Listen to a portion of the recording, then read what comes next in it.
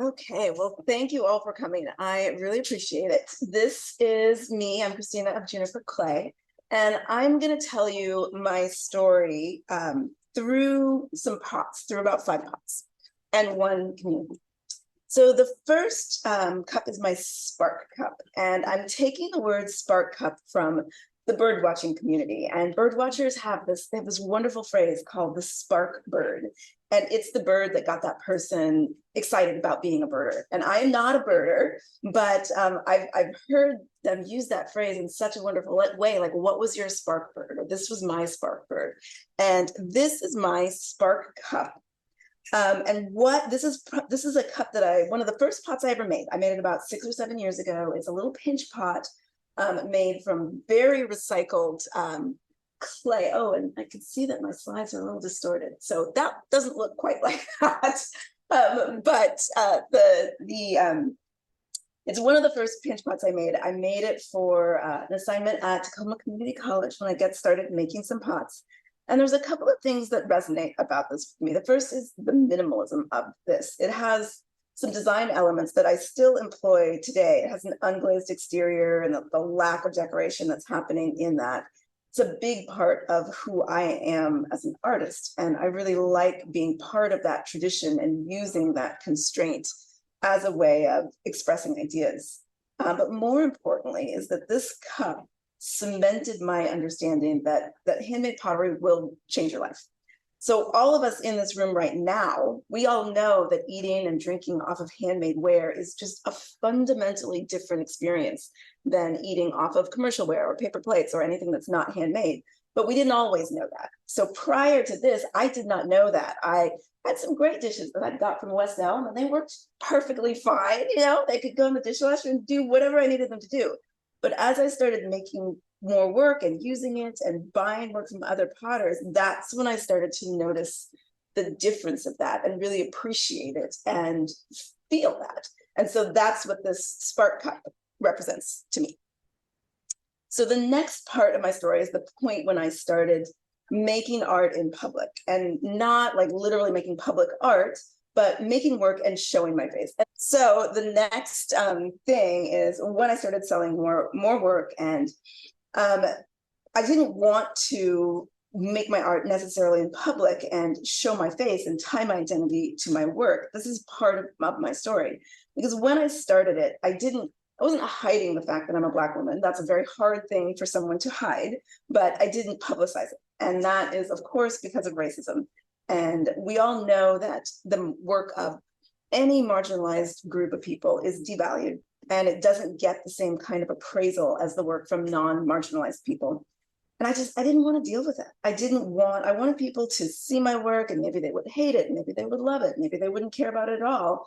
But I didn't want my identity to necessarily be a part of that transaction. So my ostrich-like way of doing that was avoidance. I just didn't put my photo on my website or show myself on Instagram or send in headshots for anything when I was applying to events.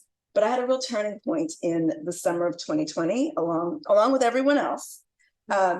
This started with the murder of George Floyd, which started a national conversation and this reckoning with race and the protests and everything that came to a head national. And it also came to a head for me personally. And it compelled me to join that conversation with not only what I thought and what I made, but who I was.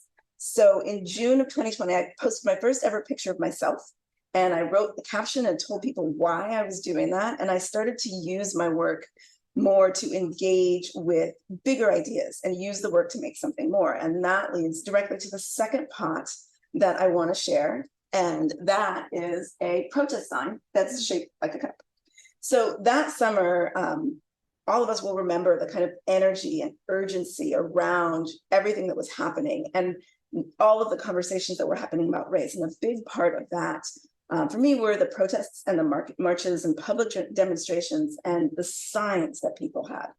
I found seeing Black Lives Matter signs, when I see those specifically in businesses or on people's lawns or in windows, they are hugely meaningful to me. I really feel that solidarity viscerally in my body. And those symbols made me feel really seen. So I wanted to make a functional protest sign that would bring that protest into a more intimate sphere, so that people could have that conversation about race over a cup of coffee or over a glass of wine and continue that, what was happening.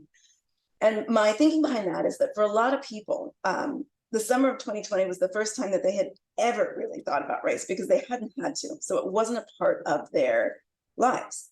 But those people aren't the type of people who are going to protests. They're not going to demonstrations. So unless something is brought to them, that wasn't going to happen. And so I wanted to create protest wear. There's signs and there's pendants, and I made some speaking cups.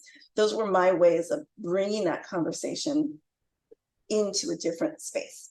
So in terms of the pot itself, it's a really simple design that fits with my approach, very minimal, unglazed black exterior clay with those 3 lines those are an abstraction of the Black Lives Matter logo that was designed by the Oakland Design Collective, which I really love the genius of their design. They wanted to, on purpose, do something that would be recognizable and scalable from something that you could do with chalk on the sidewalk or a pen on a piece of cardboard, or when they put it all over the road in DC, it can work at scales. And so that design is what allowed me to underglaze on clay is this protest sign. So this is the cup that started me thinking about doing more storytelling in my work. And it was part of me showing up as a Black American artist and being present and being visible and taking up space. So I really see my protest wear as part of the social justice ceramics tradition. It's in the line of like Josiah Wedgwood's abolitionist wear and David Drake's resistance pots. Pottery has never not been political, but stepping into that realm with these pots and my identity was a real turning point in my career. So that brings me to my next pot, which is even more about storytelling, telling a story. And this pot is called Sour, Hot, Bitter, and Sweet. And it is a ceremonial piece that I designed for use in a wedding.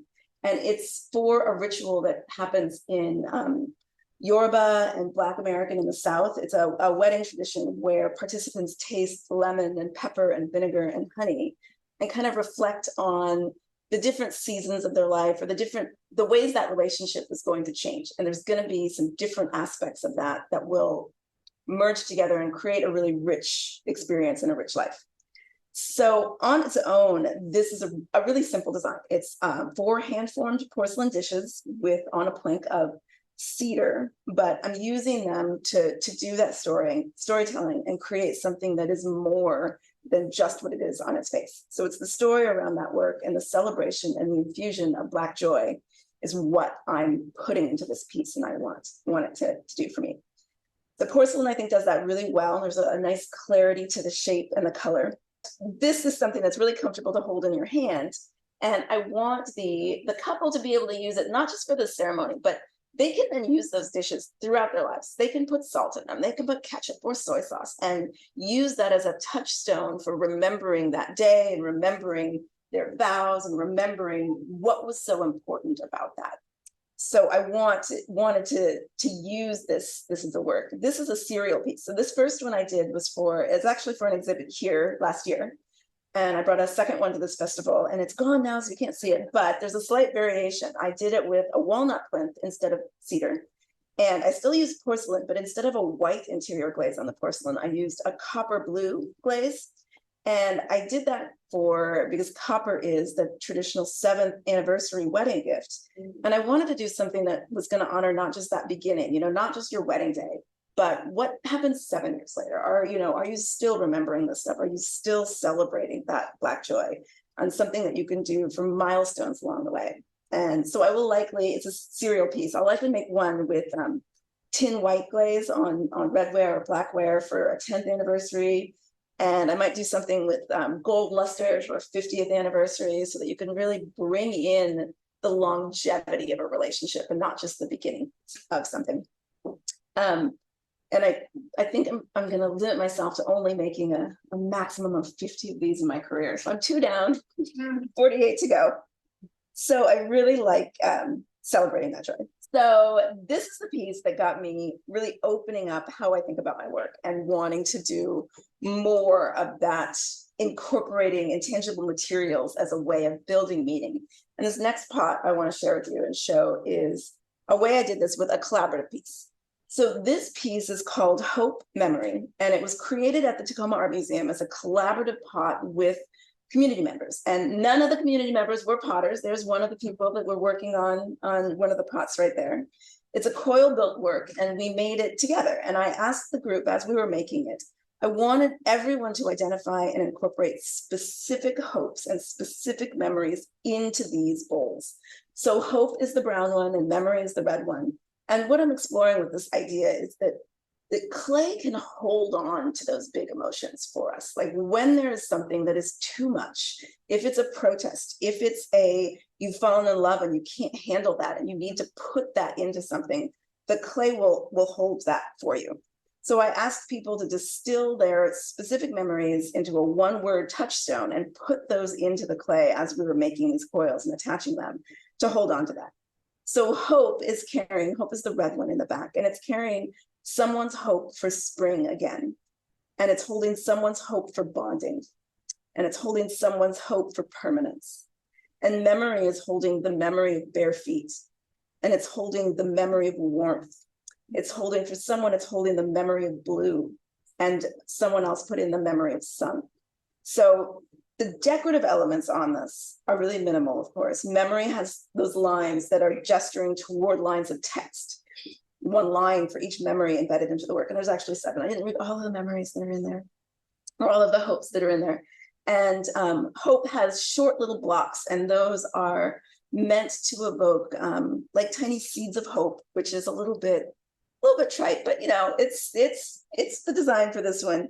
For each one, so there's one seed for each one of the hopes that was put into that clay. And these pieces are going to be exhibited at TAM next month. I'm really excited about them being there, and also about the collaborators having a chance to bring their families and their friends to the museum. They will see their names as collaborators on the wall, and the intangible materials that they put into that piece, be able to show their friends and family that, and know that what we did during that making season, those making sessions is preserved in these vessels forever. Like that's in these pots. So that's that slide. My final pot, and then I have a community to share with you. The final pot, this is the one that represents that I'm furthering this idea in a slightly different direction, but in the same vein. And as I'm doing my talk, the through line here is that everything has that idea of clay holding on to something intangible.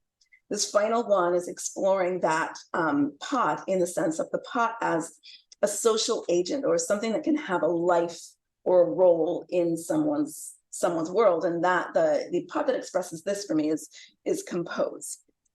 And this is compose. And there's one here. I brought 3 here. And there's one still in the gallery, so you can go and see it after this.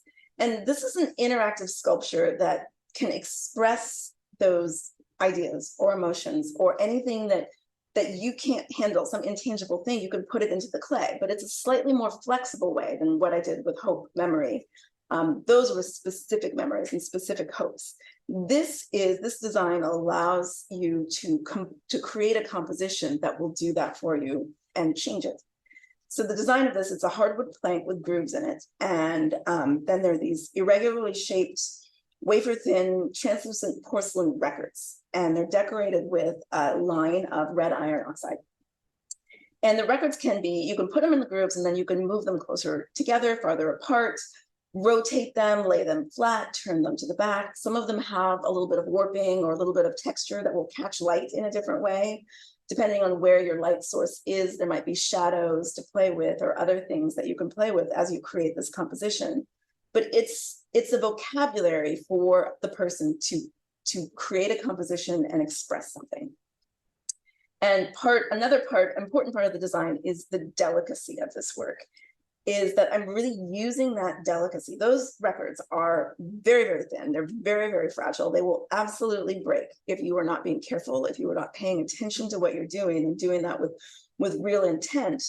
gonna break these. And that's part of what I'm trying to do, is make it so that you have to pay attention. You're not doing this and looking at your phone on the side, or you're not doing this and trying to cook dinner or do something different. This is what you're doing when you're making a composition.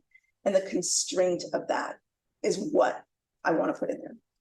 So this is in the act of creating that composition. The viewer, you can put in whatever you need to put into it. So if you have a worry that you can't escape, if you're grieving and you want to represent that grief and have that remember who that is that you're grieving as you walked past that going by. If somebody in the family is going off to college for the first time, the family could create a composition and leave it that way until the kid graduates, and remember that day and remember that time. So that's what I'm trying to do with this, is create a piece that invites you to pause, contemplate, compose something with this clay. I am interested in how they will be used in people's lives. I won't get to see that part, but that's kind of what I'm interested in here and playing with. Okay, so we've made it through all those are the 5 pots. The last thing I want to share is community. So this is a photo of the Tacoma Pottery Salon. And this is a group of local potters in Tacoma that we meet on a mostly monthly, we take the summers off and then we meet during the year, mostly monthly basis, where potters come and give they bring their pots. We're all hanging out in my living room. We're having snacks and drinks. And it's a magical thing. It's been an absolutely magical thing. We've had some amazing career retrospectives and seen such a variety of pots. This was started by Rita Ozaki, who was a studio potter and a retired professor in Tacoma, and me about 1.5 years ago. And it's really taken off. It's been such a huge part of education and community building, and just really celebrating the craft of clay and celebrating pottery with all these people on a regular basis. And this is the last part of my slides. And so let's see. Yeah, that's my 5 pots and the community that makes me kind of who I am.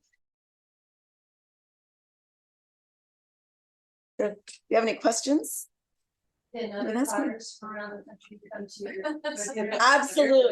If you are ever in Tacoma, you are absolutely welcome. There's a website. Yeah. Go to Tacoma Pottery Salon .org. Like showroom for a minute. It looks so nicely set up in there. Yeah, the tip to that is marry an architect. This salon, if anyone's ever in Tacoma, yes, you could check that and you would absolutely be welcome. But better than that would be to start like an Austin Pottery Salon or a Montreal Pottery Salon or a Kansas City Pottery Salon. I guarantee you. So this is Sam Scott. He's a career studio potter. He's been working in clay for like 50 years, had an incredible body of work that he showed. We've had Rita Ozaki has gone. We've had Patty Warshina came through and talked to us. We've had Ken Turner. Like, we've had some really amazing Northwest potters. And I guarantee you, wherever you are in the country, there are potters who have been working in clay for 20, 30, 40, 50 years. They've never gotten the chance to give a career retrospective where everyone in the room are potters and everyone wants to talk about pots and hear about what they were doing and how they developed their ideas. You can absolutely do this. It is not hard. And when you get people in the room, that it will be magic. So start with just like, you're going to do 4. So you don't set yourself up. Just do a short series of 4 or 6 and then see how it goes. Who's influenced you a lot? A lot of my influence. So a lot of architecture. And one of the artists who's influenced me is Barnett Newman with the zips. I love Barnett Newman's work. I find that very, very compelling. I also find Saul Lewitt very, very compelling. And a lot of one thing about Saul Lewitt that I think is so fascinating is some of the instructional works where the work exists without being executed. And I really, really like that idea, that conceptual, being able to do something that exists fully, whether it's ever realized or not. And I really love that.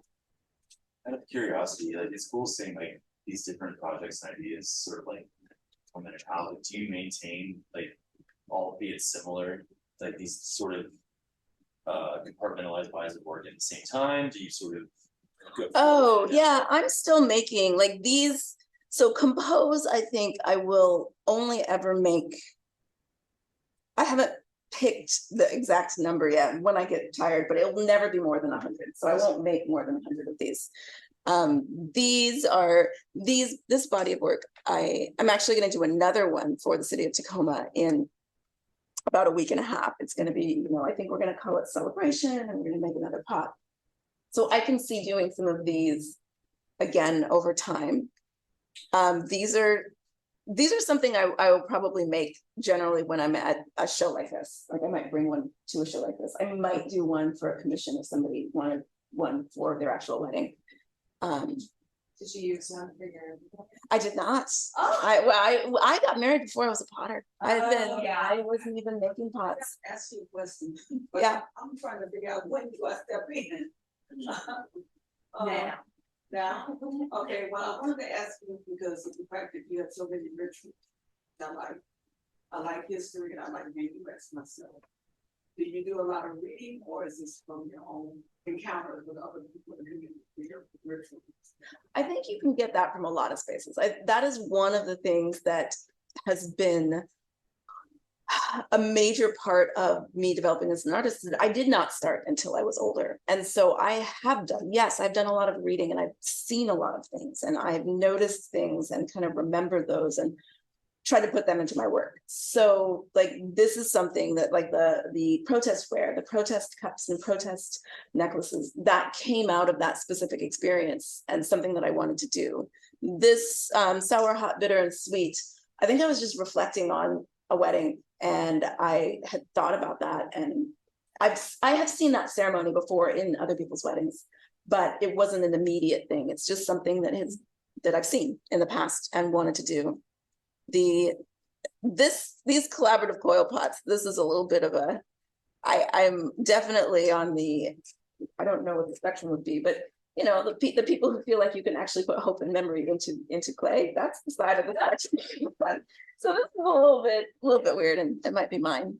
And then this was led both by the form and by some of the thoughts that were rolling around in my head about having the clay contain things for you.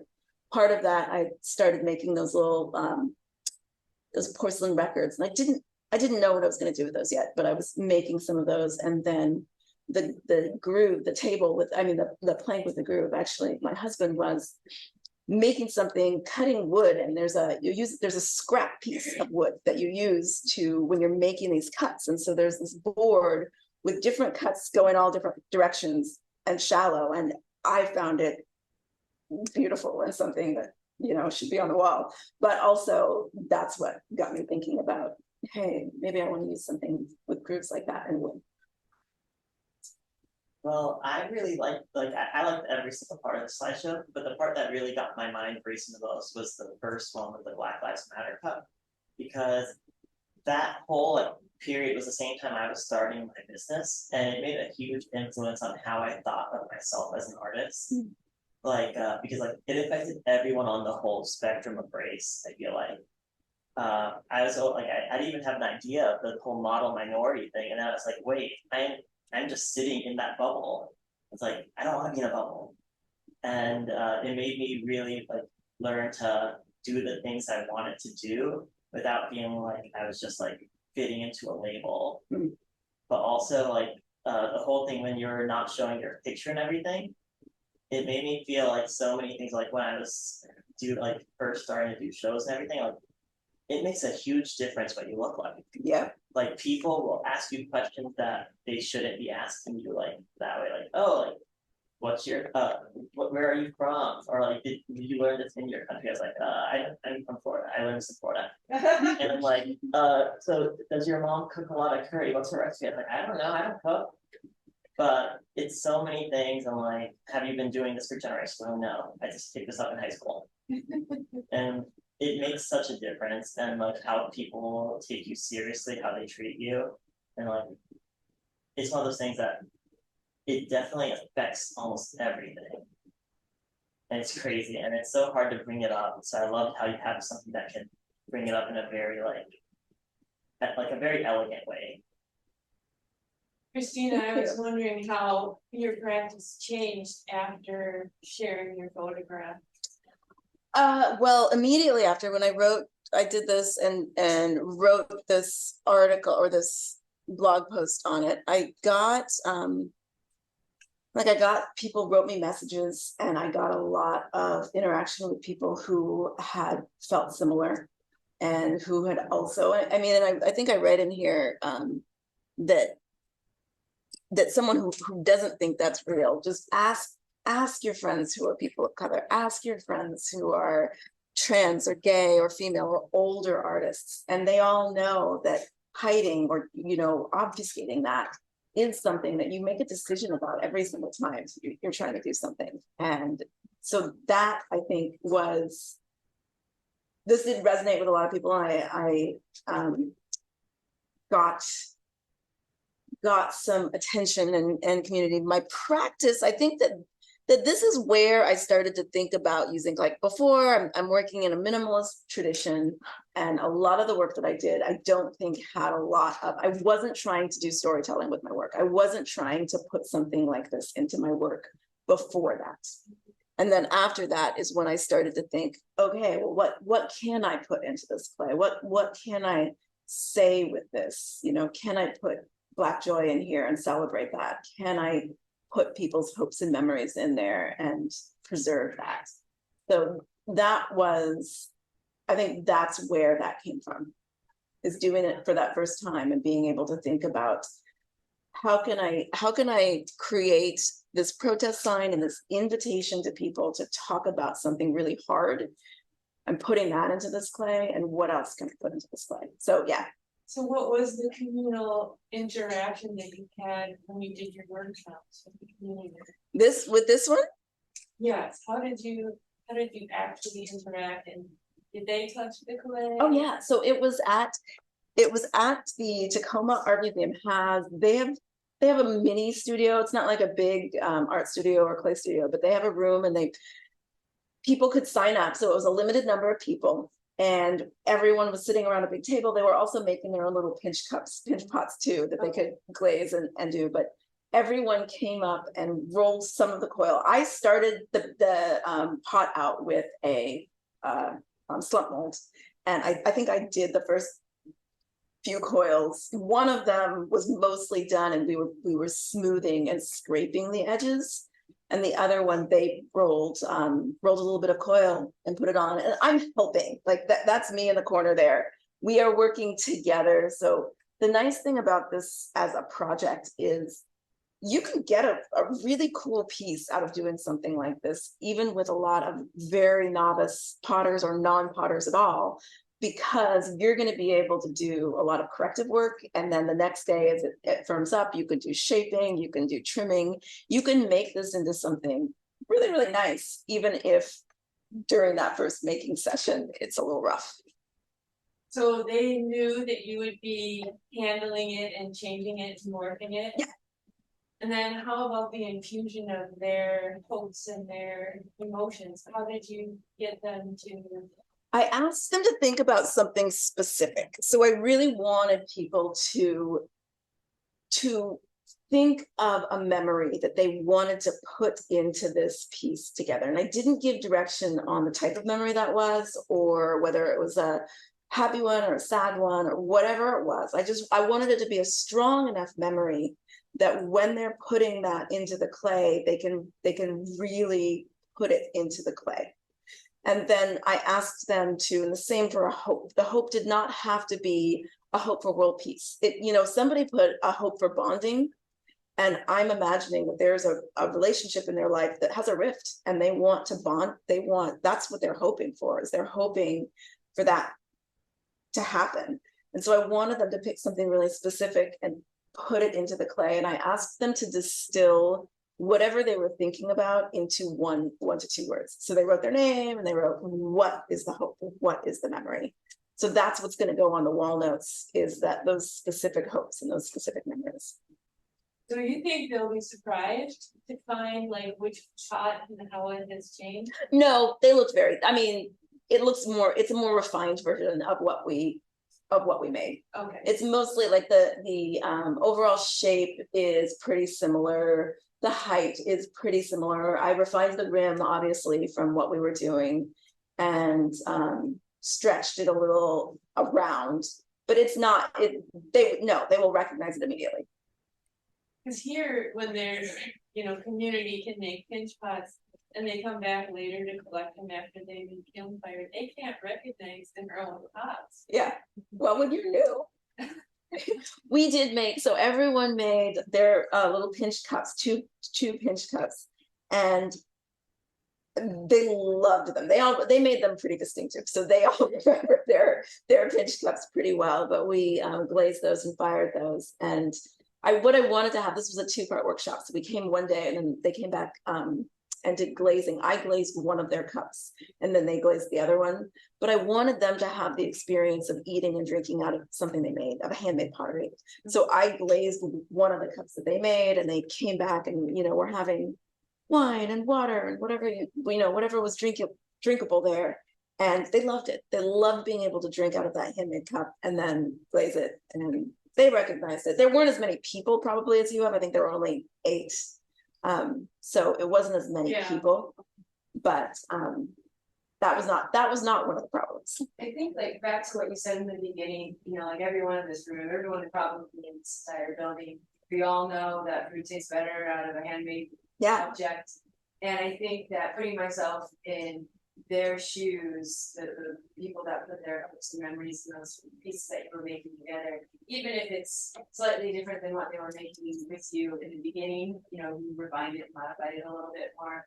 Just what you said in the text on the wall, just the descriptions of everything. So when they see that and they know, okay, this is the piece that we worked on, I think they'll get that same feeling too. Yeah. This is we put us into this pot. Yeah. And it's that same way of, I'm eating out of this bowl that this person made or something like that. I like that concept, actually. It's kind of a dumb question. I'm still figuring basic stuff out about pottery, but so you don't put glaze on the outside of it. Do you have to put it on the inside to use it as a cup? I mean, Is that no, I mean, necessary? I have plenty of cups that are completely unglazed and work fine, Oh, okay. but you have to, your clay has to be very well vitrified in order for that to work. Like if you did that, like a terracotta cup would not meet, you would I see. definitely have to. Yeah, that's probably what I was told. Yeah. That Yeah. it needed to be glazed on the inside. Oh, When you say vitrified, I mean, what would be an example of that kind of clay? I will tell you, 1 second. It says somebody's in the waiting room. Just say accept. Oh, okay. No, vitrified is a state of the clay. So when your clay is raw and wet, first you biscuit, and then you would fully fire that when you take it up to that second glaze fire. It's when the ceramic material becomes like as hard as vitrified as it's Nice. going to be, and it Nice. turns it into a little bit glass-like, and that's what will make it non-porous and non-leaking. Nice, gotcha. Yeah. So you would put it in a kiln a second time as if you would when you're gonna put glaze on it, but you just don't put glaze on it. You could do it that way. Some people who do unglazed work just do once firing, where they just fire it all the way through. They do kind of a slow bisque, and then they just take it up to its top temperature. Oh, I see. Get it yeah. done in one shot. Yeah. Sure. I love that the records. Yeah, I love that they look like the shape of an egg. And it's like you're creating a key, like you're They're a creating little story. compressed. They're more round. I saw it. They do. They have, well, they're irregular. And some of them are, yeah, some of them are I didn't different. even notice until now that they look like eggs. Well, these look like eggs. What else? These together like that. But even the other ones have that sort of, like, you can grasp that. Yes, yeah, It reminded me of like pebbles. yes, yeah, eggs and pebbles, yes. Yeah, it's fun to think about the idea of like creating something in that, like thinking about eggs. Yeah. Creating a life, so you're creating a new life each time by noticing with the records. Yeah. Question them. Yeah. do you think that you'll make a sour, hot, bittersweet Mhm. for like the 7th anniversary? Well, that day is come and gone, so maybe I might make one for, I could do that tin, that white tin. Our 10th is next year, and so we can do, yeah, I could do a tin white one for us, for 10th anniversary. On the composition one, it's just, you just, paint that. to different I use, for all of the line work that I do, I use tape relief. tape. So I cut tape individually, because I don't want the line to be just dead straight. I Right, want there to be variation in there, and so I cut tape and put the tape down, seal it, do the iron wash, and then peel the tape off. So is there another stripe on the back, to like give you more options? Some of them go all the way around, some of them wrap around just a little bit, some of them don't go around at all, so you can turn it around and you can do some different things. Play around in a lot of ways, yeah. They are totally translucent though, so when you turn that around, you will see, Okay. you'll see some of the shadow of that line, which is that becomes part of your composition.